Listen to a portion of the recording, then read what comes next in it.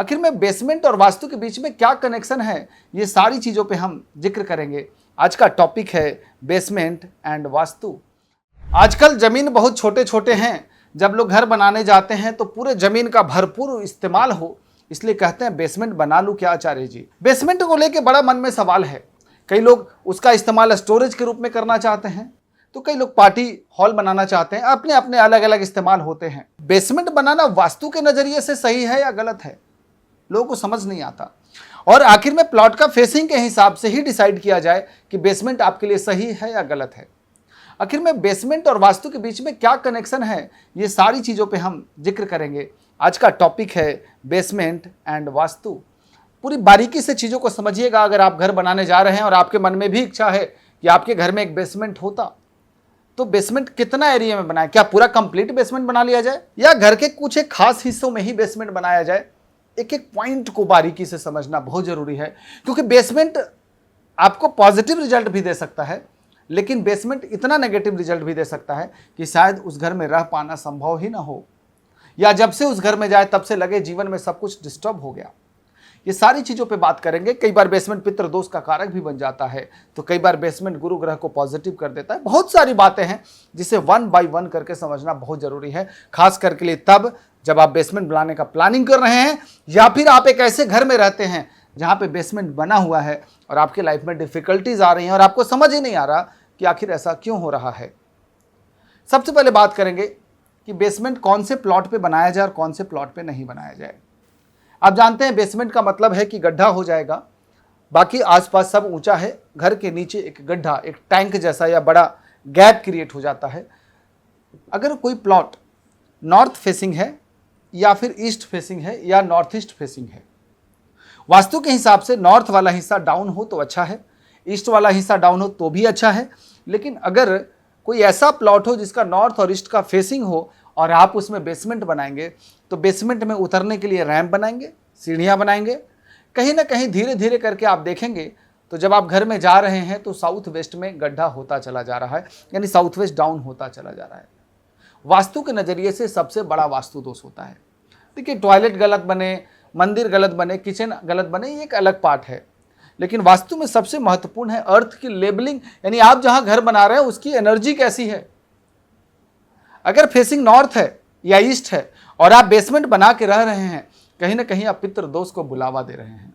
कई बार मैंने देखा कि लोग बेसमेंट तो बनाते हैं, लिफ्ट भी लगाते हैं जो बेसमेंट तक चला जाए, और जब बेसमेंट तक लिफ्ट नीचे गया तो उस लिफ्ट की वजह से कम 6 फीट का तो गड्ढा बन जाता है नीचे। अब सोचिए, एक तो बेसमेंट की गहराई, दूसरा अगर वो लिफ्ट साउथ या वेस्ट में बना दिया या साउथ वेस्ट में बना दिया तो 6 फीट गहरा और हो गया। फिर कई बार देखा लोगों ने बेसमेंट में टॉयलेट बनाते हैं। अगर वो टॉयलेट मान लीजिए पश्चिम दिशा में बनाया तो उसके लिए टैंक भी बनाने पड़ेंगे नीचे। अब वो टैंक बना तो पश्चिम और डाउन हो गया, वेस्ट और डिस्टर्ब हो गया। ऐसी जितनी भी परिस्थितियां मैंने देखी, रिजल्ट एक ही है, पितृदोष। ऐसे घरों में जाने के बाद कई बार अब नॉर्मल बच्चे का जन्म होना, रिलेशंस खराब होना, या घर में कई बहुत सारी डिस्टर्बेंस होने शुरू हो जाते हैं। लगता है घर बनाए ही तो क्यों थे, बनाए थे, काश वो छोटा वाला घर ही अच्छा था। इतना बड़ा घर बनाया, इतना लग्जरी हाउस बनाया, लेकिन यहाँ आने के बाद जीवन जैसे लगता है नर्क सा हो गया। ये बेसमेंट बनाने की बात बात कर रहा हूँ। कोई भी ऐसा घर होगा जिसके नॉर्थ फेसिंग और ईस्ट फेसिंग हो या नॉर्थ ईस्ट फेसिंग हो और उसमें बेसमेंट बना हो और साउथ वेस्ट में गड्ढा हो, डिफिकल्टीज आनी तय है, प्रॉब्लम आना तय है। चाहे वो रिलेशंस का हो, चाहे वो बीमारियों का हो, चाहे वो पितृ दोष वाली संबंधित चीज़ों का हो, डेफिनेटली प्रॉब्लम आएगी। दूसरा पॉइंट है, अगर प्लॉट साउथ फेसिंग है तो या वेस्ट फेसिंग है तो क्या करें। अगर कोई प्लॉट साउथ फेसिंग या वेस्ट फेसिंग है, तब मैं कहूँगा आप अगर बेसमेंट बनाना चाहते हैं तो बना लीजिए, कोई दिक्कत नहीं है। तरीका क्या होगा, जब भी आप बेसमेंट बनाएं, घर के हमेशा नॉर्थ या ईस्ट या नॉर्थ ईस्ट वाला जो डायरेक्शन है उस तरफ ज़्यादा बेसमेंट बनाएं और साउथ के तरफ थोड़ा बेसमेंट को कम कर दें। यानी साउथ भारी रखें, वेस्ट भारी रखें, नॉर्थ से नॉर्थ ईस्ट हिस्से वाले को डाउन कर दें। अगर साउथ फेसिंग है या वेस्ट फेसिंग है तो ऑब्वियसली आपकी गाड़ी उतरने का रैंप हो या फिर सीढ़ियाँ हो, वो साउथ वेस्ट में ही तो बनेगा, तो वो हिस्सा हो जाता है भारी। और बेसमेंट में उतरने के बाद जो सबसे लास्ट वाला हिस्सा होता है, यानी नॉर्थ ईस्ट डायरेक्शन हो गया, वो डाउन हो जाता है। यहाँ पे एक अलग सी पॉजिटिविटी आएगी। इस घर में जाने के बाद आपकी लाइफ में कई सारे पॉजिटिव रिजल्ट मिलेंगे, खास करके फाइनेंस से रिलेटेड, संतान से रिलेटेड, या कई सारे बहुत सारे, गुरु ग्रह अच्छा हो जाता है अगर गुरु डाउन हो तो, एक पॉजिटिव पॉइंट है ये ईशान कोण डाउन होने से। अब सवाल ये है कि बेसमेंट तो बना लिया, क्या बेसमेंट में बेडरूम बनाया जाए? देखिए, अगर बेसमेंट में वेंटिलेशन कम है, सूर्य की रोशनी नहीं आ रही है, तो ऐसे जगह पे सोना अच्छा नहीं माना गया है, क्योंकि वास्तु का बेसिक अगर आप जड़ देखेंगे तो वो सूर्य की ऊर्जाएं हैं। अगर सूर्य की रोशनी ही घर में आनी बंद हो जाए तो कितना नेगेटिव हो जाता है वो जगह। अब सवाल है कि बेसमेंट कुछ खास ग्रह वालों को सूट करता है, कुछ खास ग्रह वाले को सूट नहीं करता। अगर किसी व्यक्ति की कुंडली में शनि पर्सनालिटी हो या बर्थ नंबर 8 हो, ऐसे लोगों को मैं बेसमेंट में ऑफिस बनाना या बेसमेंट में रहना बिल्कुल प्रेफर नहीं करता, क्योंकि शनि खराब हो जाता है, या राहु अगर खराब हो या राहु की पर्सनालिटी हो तो भी मैं बेसमेंट में रहना बिल्कुल मना करता हूं, बेसमेंट नहीं बनाना चाहिए। क्या बेसमेंट बना के कोई लाभ लिया जा सकता है? क्या बिल्कुल लिया जा सकता है। कैसे? मान लीजिए आपका प्लॉट है, उस प्लॉट में आपकी इच्छा है कुछ हिस्से में बेसमेंट बना दिया जाए, तो कहाँ बनाए? नॉर्थ से नॉर्थ ईस्ट वाला हिस्सा या नॉर्थ से ईस्ट वाला हिस्सा जो आएगा, यानी नॉर्थ से ईस्ट यानी नॉर्थ ईस्ट का जो साइड है, उस जगह पे आप घर के पूरे प्लॉट के उस वाले डायरेक्शन में आप बेसमेंट बना दीजिए। भले वो आप घर के अंदर से सीढ़ियों से उतर के नीचे जाते हो, वहाँ पे एक रूम बना दीजिए।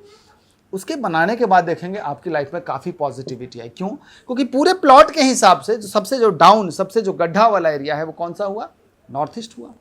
साउथ वेस्ट भारी हो गया। जब आप ऐसा बनाएंगे तो एक अमेजिंग, एक पॉजिटिव रिजल्ट मिलेगा और लगेगा कि ये वास्तु उपाय करने के बाद या इस तरीके से कंस्ट्रक्शन करने के बाद ये घर आपके लिए सबसे लक्की साबित हुआ। सवाल ये है कि बेसमेंट बन ही गया तो क्या करूं? मान लीजिए एक प्लॉट था, नॉर्थ फेसिंग ही था, बेसमेंट बन गया, जीवन में डिफिकल्टीज हैं, अब क्या करें? मैं आपको तोड़ने के लिए या बेसमेंट बंद करने के लिए तो नहीं कहूंगा। अगर ऑप्शन है तो बंद कर दीजिए। अगर आपके पास कोई ऐसा ऑप्शन है कि बेसमेंट को बंद किया जा सकता है तो कर दीजिए। लेकिन अगर ऐसा ऑप्शन नहीं है तो हमें बेसमेंट के सेंटर में खड़ा होके नॉर्थ ईस्ट वाले हिस्से में एक अंडरग्राउंड वाटर टैंक बनाना है। कहाँ? बेसमेंट के अंदर नॉर्थ ईस्ट वाले हिस्से में एक अंडरग्राउंड वाटर टैंक बनाना है। और अगर लिफ्ट बना हुआ है साउथ या वेस्ट के साइड में और लिफ्ट का जो गड्ढा है, मैं कहूंगा लिफ्ट को बेसमेंट में मत आने दीजिए, उसको बराबर कर दीजिए, उस गड्ढे को बंद कर दीजिए। आई थिंक अब आप बेसमेंट के बारे में बखूबी समझ गए होंगे कि बेसमेंट कौन से डायरेक्शन वाले प्लॉट पे बनाना चाहिए या नहीं बनाना चाहिए, या बनाया जाए तो किस तरीके से बनाया जाए। ये सारी चीज़ें मैंने आपको समझाया। अगर आपको ये समझ आया हो तो ज़रूर लोगों को शेयर कीजिए। चैनल पे बने रहिए, क्योंकि आपको इस तरह के अमेजिंग वीडियोस, वास्तु संबंधित वीडियोस, ज्योतिष संबंधित वीडियोस आपको मिलते रहेंगे। नमस्कार, राधे राधे।